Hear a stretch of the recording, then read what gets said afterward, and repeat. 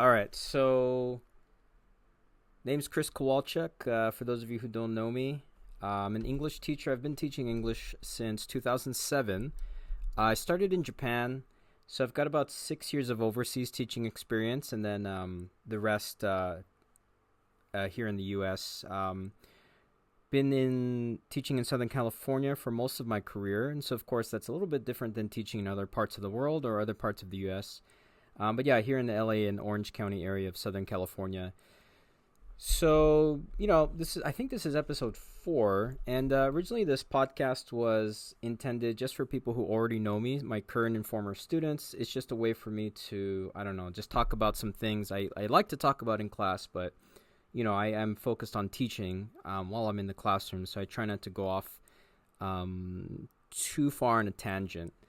Not more than a few minutes during lessons. But I thought this was a good way to get some of my ideas about learning language and living abroad and really creating those opportunities for learning and, anything else related to language learning and living in another country within the context of language learning.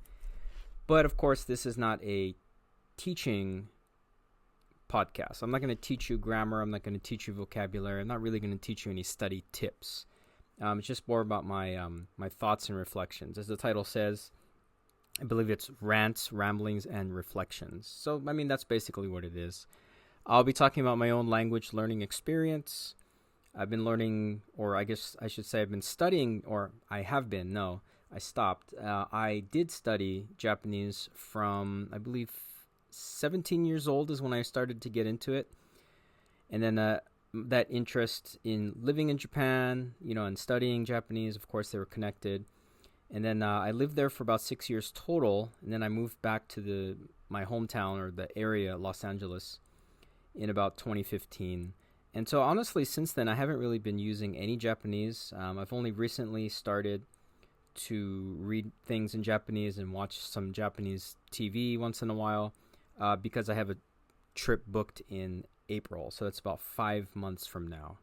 But generally, my language, my Japanese language, I guess, learning has basically stopped. I still enjoy Japan. Going to Japan, I like to go back every now and then. But I'm definitely... What happens is when you live abroad, you realize that you are very American. Or some people don't come back either. But what often happens, or sometimes happens, is that when an American lives in another country, they realize how American they are. And I think that's what happened to me as well. Although I like many things about Japan. My mother is actually from Japan. And so I grew up not speaking a lot of Japanese, but definitely using Japanese here and there. Of course, things for food. And there's a lot of things in any language that just really aren't translatable. So we would use words for those things as well.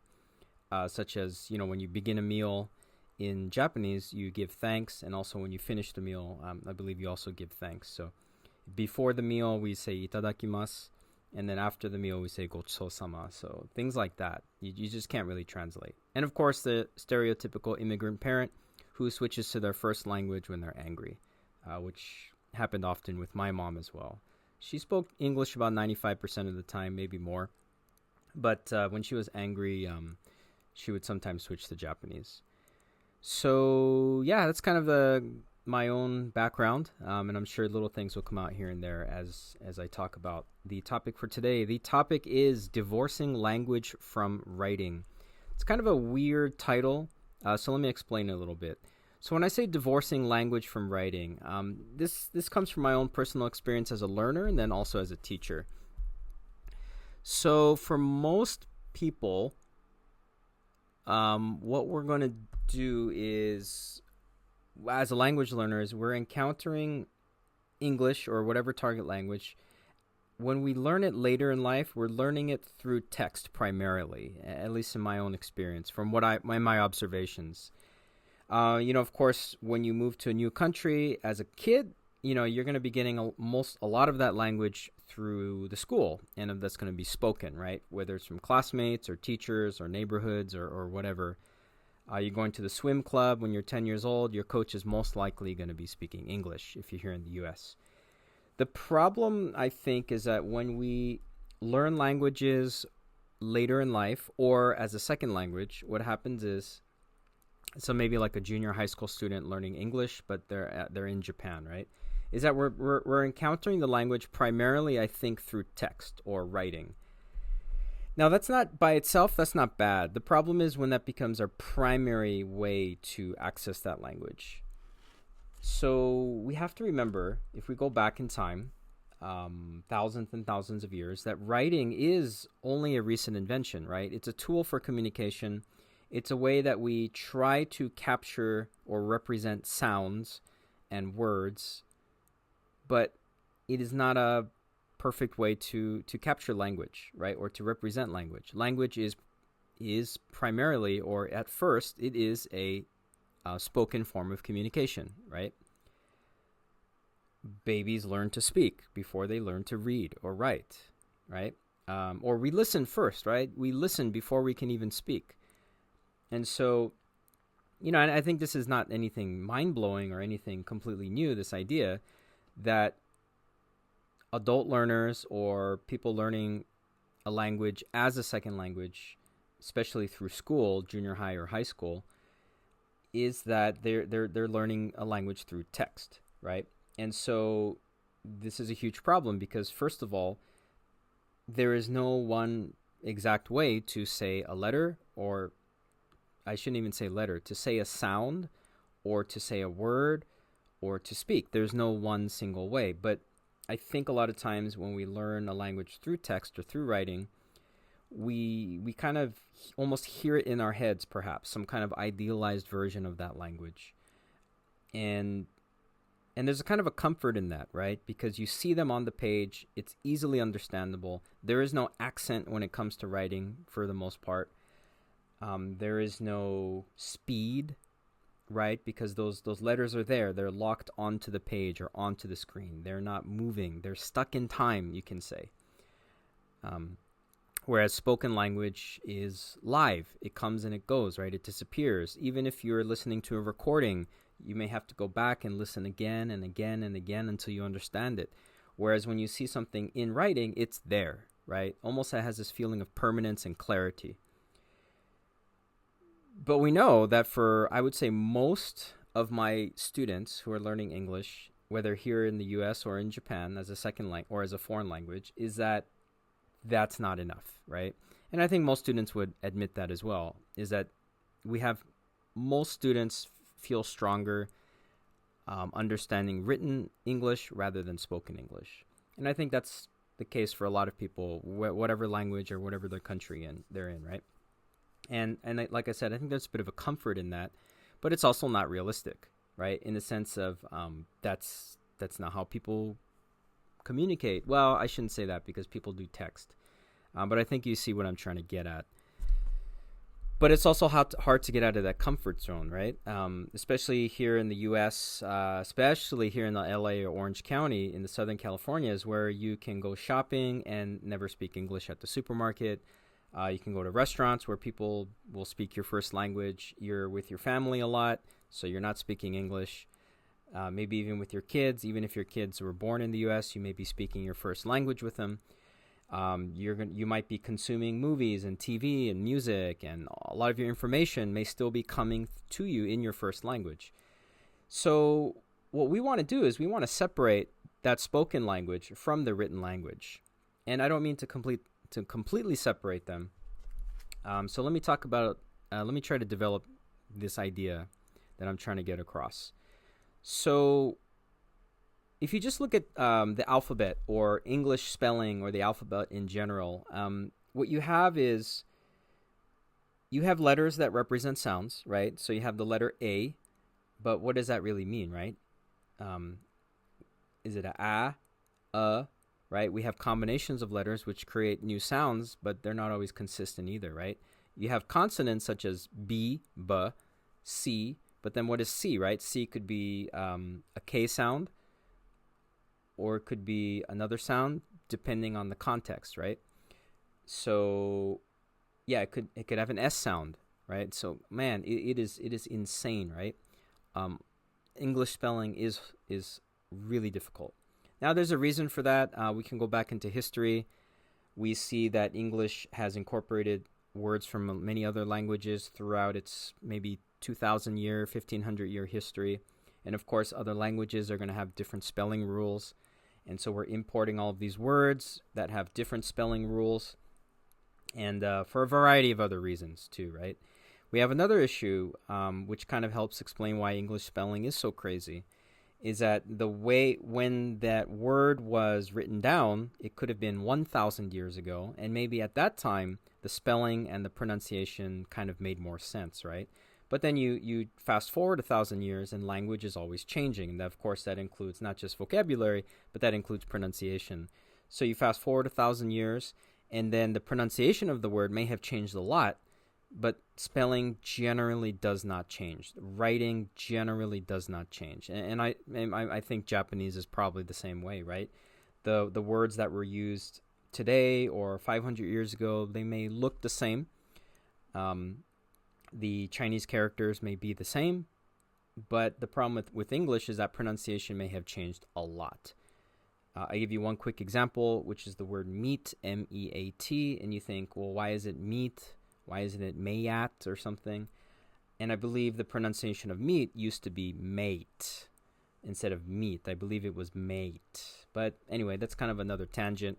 But I hope that kind of explains or illustrates my point there. We even have issues where spelling was not standardized. Again, going back maybe 1,000 years. So when somebody was writing in one part of England, they may have spelt things a certain way to match their own pronunciation. And then when something was written in a different part of England, they may have spelled things to represent that way of pronunciation. So you have all of these different regions where English is spoken differently. And you can still hear that today in England, where people speak so differently from different parts of the country. And that's not including Ireland, Scotland, Wales, and other places. We're talking just about England, where English was the primary language. And so you've got basically it's a mess, right? Thankfully now it's more standardized. So again, getting back to the idea of divorcing language or spoken language from writing. So one thing that I've always recommended to students is to try audiobooks. Now, I know reading is a very popular way to improve one's proficiency in a language. I read a lot of books in Japanese. I used to read on the train a lot. Now, I lived in Japan before smartphones. It was still the flip phone era, very limited internet access, not many games and so on. So basically, I read a lot. And back then, a lot of people read on the train.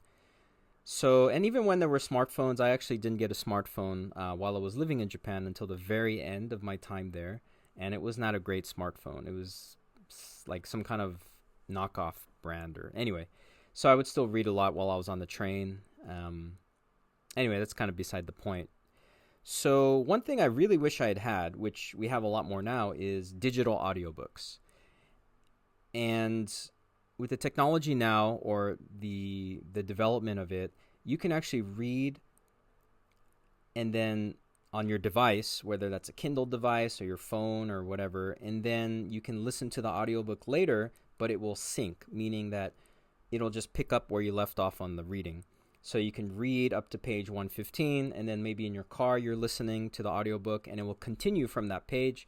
Maybe you listen for about 30 minutes, and then later when you get home, you read again, and it's going to continue where you left off, which is great.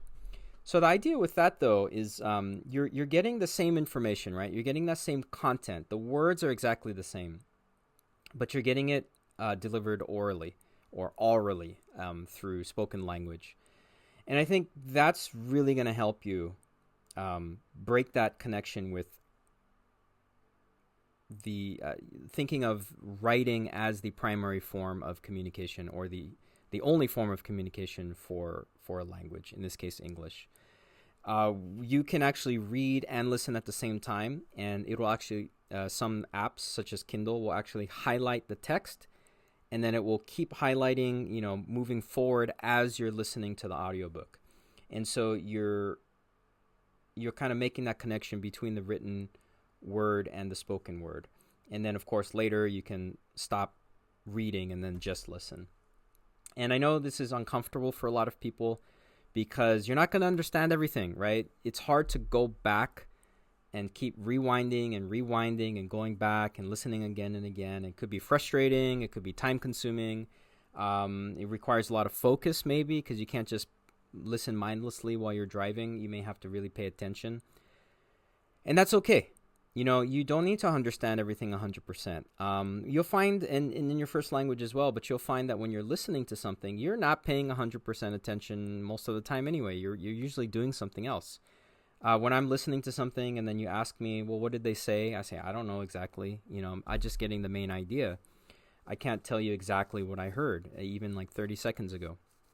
But the point is to kind of really get you out of that habit of seeing English or any language primarily as written. Again, because so many of my students and language learners in general, so many primarily use the written language as the way that they consume information.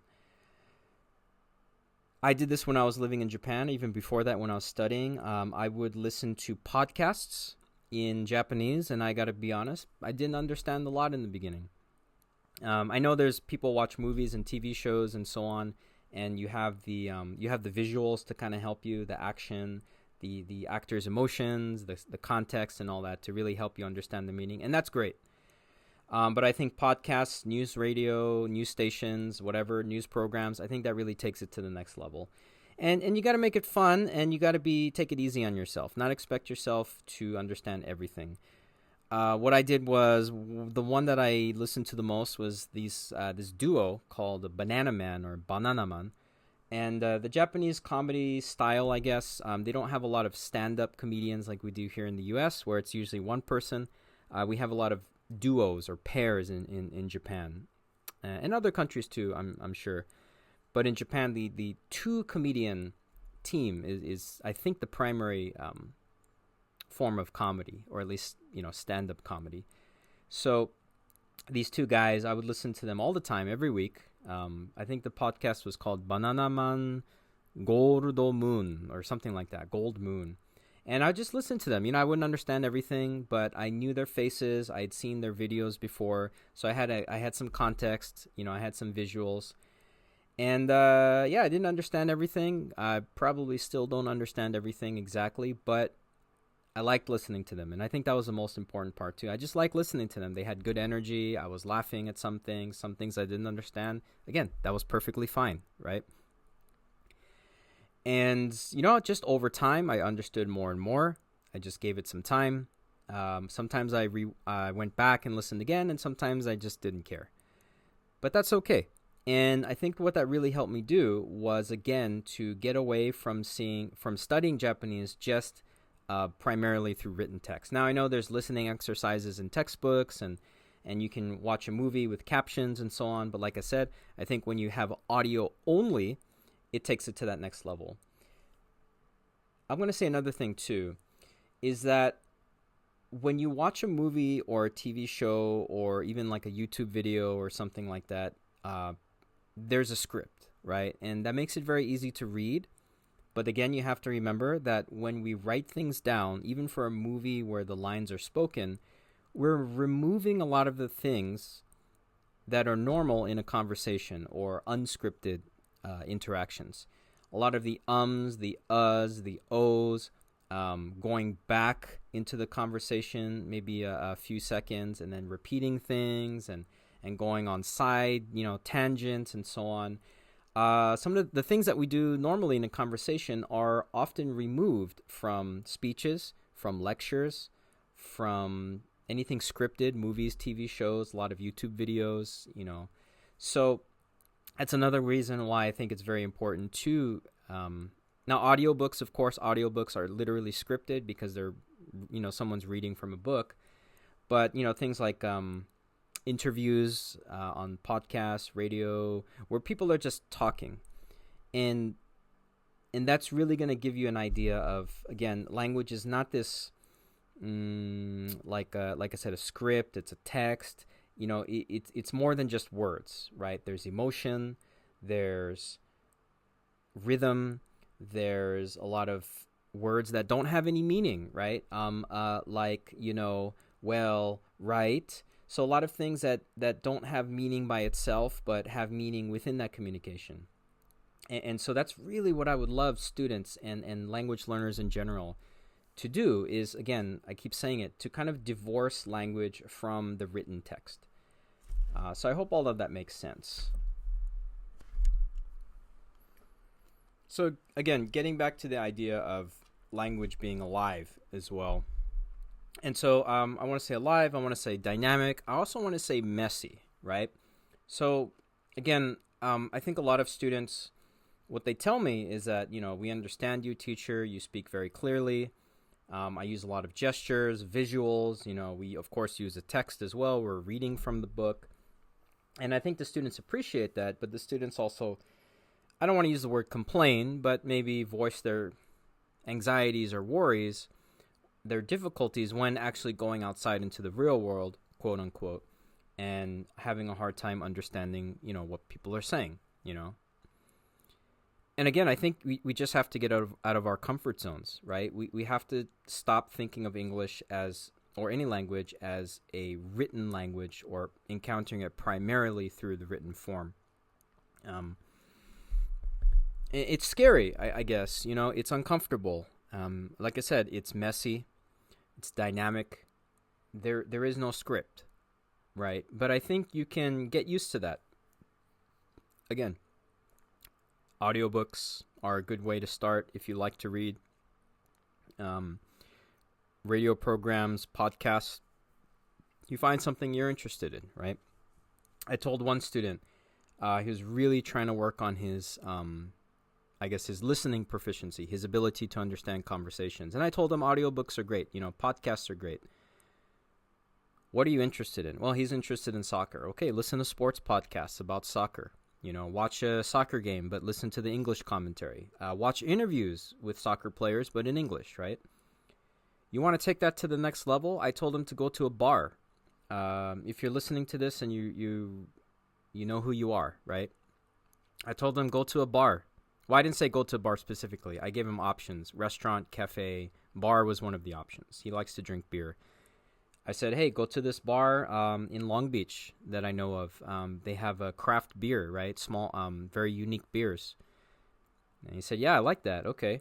So he went, and I said, you know what? Just go listen to people. Just enjoy your beer. A lot of people just drink at the bar. They just hang out there. I said, just listen to people around you. You can have your phone out, whatever you want to do, but I want you to listen to people. I want you to listen to their conversations. I also want you to look at their gestures, their body language, because that's also going to be different.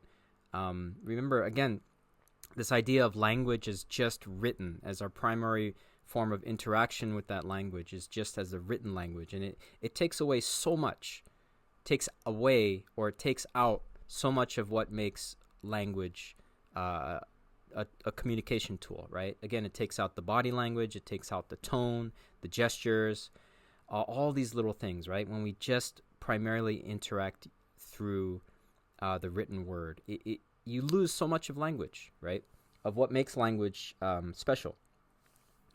So, yeah, he did that, and he said it was interesting. I think he went back again. That's something I used to do in Japan as well. I almost never listened to music while I was outside in Japan. Honestly, I didn't really have a music player. I mean, I had a portable CD player, but I mean, how much can I listen to, right? Very inconvenient as well. I didn't have an iPod for a long time. And even when I had an iPod, to be honest, I didn't really like listening to music while I was outside. I think because I couldn't enjoy it. I'm the kind of guy who likes to listen to music when I can really appreciate it or enjoy it and kind of get lost. I don't like to listen to music usually when I'm outside. I often don't listen to music when I work out. I might watch some TV or something if I'm working out at home, but if I'm at the gym, I just I don't listen to anything really. Well, the stupid gym music is playing, but that's beside the point. So I used to just listen to people in Japan. I used to just listen to conversations when I was on the train. Sometimes I put my book down, just listen to people around me. If I was at a cafe, sometimes maybe I was reading a book, and again, I put the book down. Maybe if I was waiting for my friend at the train station, maybe I've been waiting 10 or 15 minutes. Sometimes I just listen to people around me. I'd observe their body language, their behavior, listen to their rhythms. What are they talking about? I don't really know what they're talking about, but I'm curious, right? And I think curiosity is a big part of that as well. I'm going to keep going back to the same point, but I think we need to get out of our comfort zones. I think we need to stop thinking about a language as something to study and practice. Now, I know we do have to study and practice a language, but I don't want us to think of language as something that you study and practice, if that makes sense. Again, it's a tool for communication. It's a way that people communicate. It's a way that it's how people interact, right? It's not just text, written words. So again, that is a rant, right? As I mentioned, that's the title of the podcast, Rant, Ramblings, and Reflections. But I hope that all makes sense. This is something, it's a common theme of not only this podcast, but what I try to get students to think about in general is to get out there, to stop thinking about language as something they just study in the classroom. Because I know I have a lot of students who are really just there for the classroom learning, and that's okay. We have a lot of retirees who want to keep their mind sharp, and they want to interact with classmates. They do want to learn English, but not necessarily as a tool for communication that they need in their daily lives necessarily, or to advance in their career or what have you. But we do also have a lot of students who really want to improve their English for work, to become better integrated into mainstream American society, to go to college, which of course you're going to be using English, to use English on a daily basis, right? To improve their, I don't want to say quality of life, but to feel more part of America, let's put it that way, or whatever English-speaking country that you're in. And I think a lot of times they're still restricted, maybe, whether knowingly or unknowingly, restricted by this idea of English as a subject, English as a written language. Even if you're just watching movies, right? That's still scripted, that's acting, that's still not real, right? And so I want us to get out there. I want us to, even if you don't have people that you can speak English with besides your teacher, your classmates, and that's a whole different story. I did a podcast on that one. I think that was the first episode. Even if you don't have a lot of opportunities to use English, when you go out there, I want you to just listen to people, right? Even if you don't understand them, that's not the point. The point is not to understand 100%. The point is to get used to people speaking. You're gonna get used to it. Trust me. That's what happened to me. When I first moved to Japan, even before I moved to Japan, there's a lot I didn't understand. I would watch TV shows. There's a lot I didn't understand, but I kept at it. I just kept listening. I kept my ears open. I didn't worry about not understanding everything.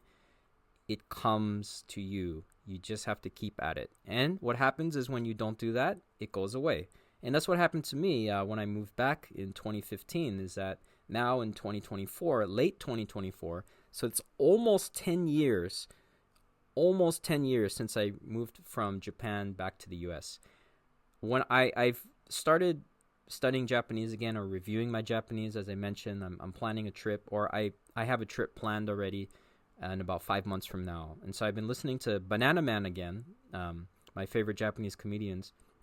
And I'll tell you, it's not coming to me so easily when I'm listening.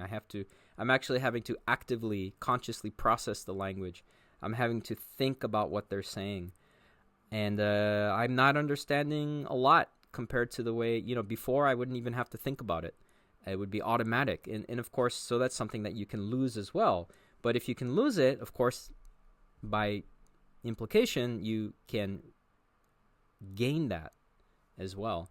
So you just got to keep at it. Don't give up, right? And again, textbooks are great. Listening activities are great. Listening YouTube videos that help you with your listening, with the questions after. That's all great, right? But let's get to the real spoken English, okay? Get out there, listen to people. Podcasts, interviews, things that are unscripted would be ideal. But, also use audiobooks, okay? Books that you enjoy reading or that you want to read. Listen to the audiobook while you're reading. Then don't even read and just listen to the audiobook. And then you can read again later.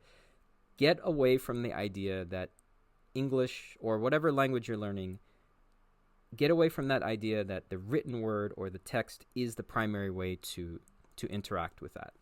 Okay, so again, these are rants, ramblings, and reflections. I think that covers pretty much everything I wanted to talk about. I hope I don't sound too harsh. The goal here is to really get people out of their comfort zones and think about language learning in a different way. And like I said, when I actually moved to Japan, and I was able to just hear people speaking Japanese, not only was it helpful from a language learning perspective, but it was just so interesting to be in that foreign country. Because even though, I'm a Japanese citizen and all of my family lives there and my mother lives here, but everyone else lives in Japan, all my other family, it feels like a second home, but it's still a foreign country, right? I've spent the majority of my life here in the U.S., so Japan's still a foreign country. And it was so interesting to just hear everyone speaking that language. And so I would just keep my ears open. So I think it's fun. It's interesting. And I hope you feel that same way too. Don't think about learning English or any kind of learning as a subject. It's not academic, right? If you want to go academic, you go study linguistics. You go study etymology, the history of words, sociolinguistics, whatever. That would be English as a subject, right? You want to study grammar, okay, whatever. But let's think of English or any language, target language, let's think of it as something that's alive. Again, a tool for communication. People are speaking it, right? Okay, so I think that's enough. I'm not sure what I'll be doing next. I have some ideas of what I'd like to talk about in the future, but as I always say, leave any suggestions or questions in the comments section, and then I'd love to answer your questions or maybe do a whole episode on something that you're interested in. All right, so hopefully we'll keep this going on a weekly basis. This is episode 4, and let's see how long we can keep going.